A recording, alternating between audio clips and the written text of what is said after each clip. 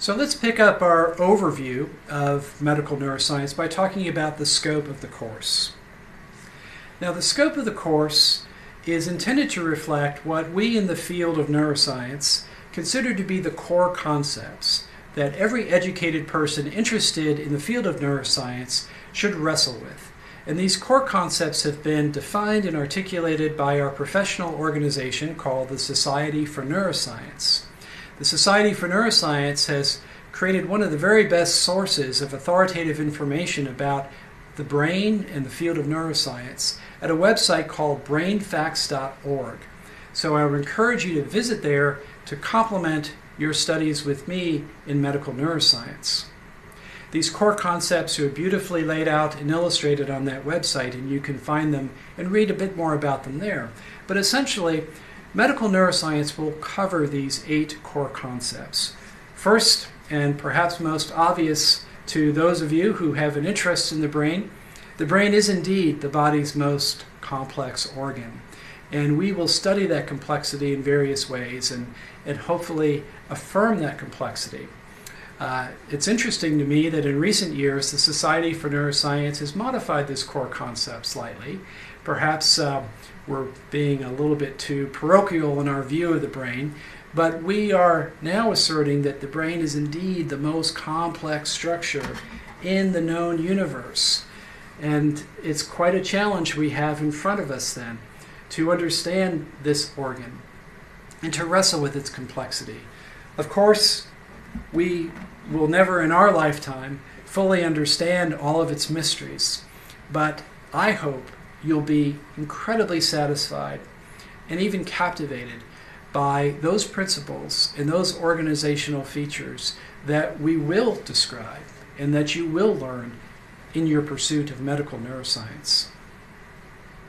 Well, the next core concept maps into our second unit of knowledge in medical neuroscience, and that is that neurons communicate through both electrical and chemical signals. And we'll spend quite a bit of time talking about the generation of those electrical signals and how chemical messages mediate communication among neurons. We will describe the organization of neural circuits and talk about their genetic determination. And you'll see that genetically determined circuits are indeed the foundation of function in the nervous system. We'll talk about this wonderfully dynamic aspect of brain function that we call neuroplasticity. What we've learned over the course of my career in the field of neuroscience is that life experience can actually change the very structure and function of the nervous system. And you'll learn with me some of the principles by which that happens at the level of synaptic organization and circuit structure. As we move on to the later stages of the course, particularly in Unit 5 and 6, you'll learn that intelligence arises as the brain reasons, plans, and solves problems. So we will try to unpack for you some of those dimensions of cognition that are relevant for what we might call broadly intelligence, recognizing that even that word itself has multiple dimensions to it. The brain makes it possible to communicate knowledge through language. So as we explore the more complex brain functions in Unit 6, we'll spend some time talking about language processing and how the brain is organized to understand language and to make language in various forms. The 7th core concept is that the brain itself endows us with a natural curiosity to understand how the world works. Now, I can't state this core concept without reflecting on a student I had many, many years ago who came to me one day and said, I think we need to give up. And I said, what do you mean we have to give up? He said, I just don't think that the brain should be allowed to study itself. The liver doesn't get to do that. No other organ in the human body gets to do that, so why should the brain? Well, of course, he was being facetious. But there is a point there that the brain itself gives us the capacity to ask the kinds of questions that have brought us together in this global learning community that we call medical neuroscience. And we'll even touch on trying to develop an understanding of where does that curiosity come from. And then lastly, we'll talk quite a bit about primary discovery that have matured the field of neuroscience and expanded its boundaries. And thankfully, discoveries that have begun to have an impact in the real world and the lives of real individuals. So we'll talk about how fundamental discoveries in and around the world of neuroscience promote healthy living and new effective treatment for disease.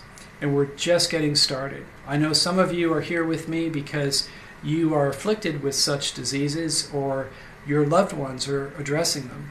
So I certainly want to be sensitive to those of you that come with very personal motivations for learning about medical neuroscience. And I hope that you'll engage with us through our discussion forums and share some of your stories with us as we pursue this particular core concept.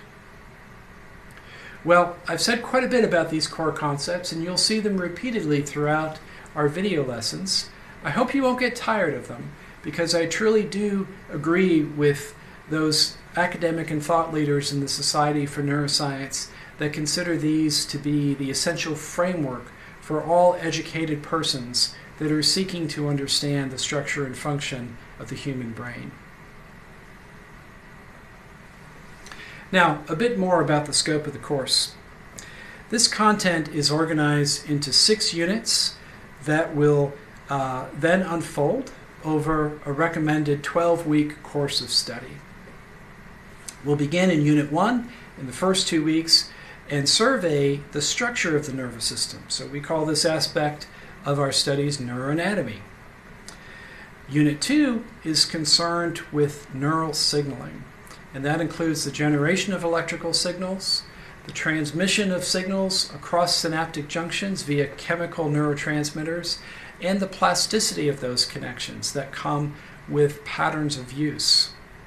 So that's Unit 2, and that will occupy your studies in the 3rd and 4th weeks of the course. After Unit 2, we pivot to consider what we sometimes talk about as systems neuroscience, and this includes Unit 3, which is a survey of the sensory systems, and that will take you from weeks 5 to 7 in the course, and Unit 4, a series of studies focused on understanding movement and motor control. That will occupy your life in weeks 8 and 9 of medical neuroscience. Following the conclusion of those 2 systems neuroscience units, we shift gears a bit and consider how the brain came to be. So Unit 5 of the course is called the changing brain, which focuses on the development of the brain from embryogenesis all the way across the lifespan. And that leads us to the final unit of medical neuroscience, Unit 6, that will occupy your studies in the 11th and 12th weeks of the course. Here, we'll focus on the more complex aspects of brain function that pertain to the operation of much of this outer part of the cerebral hemispheres that we observe from the outside of the brain. And this is the cerebral cortex, and specifically the associational sectors of that cerebral cortex will be front and center as we consider the most complex aspects of brain function. Now, this is medical neuroscience, and my goal is to take you through those units of content with a particular focus, and that is to understand how this foundational knowledge in neuroscience relates to an understanding of the impact of neurological injury and disease. And one pedagogical method that we will use to address that framework is to use problem solving through the study of clinical cases. So here's how I'd like that to work for you. So the human brain, the human nervous system will be at the center of everything that we do. But as we pursue our studies, we will increasingly begin to introduce the neurological signs and symptoms that suggest a localized injury in the central nervous system. And we will use this iterative paradigm as a way of first learning the structure and function of the nervous system so that we can then predict what might go wrong given a set of neurological signs and symptoms that a real person would present with. And then as we move towards our final exam in the course, you'll see that we will increasingly lead with those neurological signs and symptoms and see if we can't deduce or localize a lesion in the central nervous system that would be consistent with what one would observe clinically through a neurological assessment of a real patient. So this process will unfold. We'll build upon this. We'll increasingly shift towards clinical case studies as the course progresses. And this is exactly the competency that professionals in the healthcare environment acquire as they understand the basic framework of the nervous system that allows them to be informed by what they observe in their patient interviews and in their physical assessments of their patients. Well, now that you know more about the scope of medical neuroscience, I'd like us to now turn our attention towards the resources that are available to you to support your learning.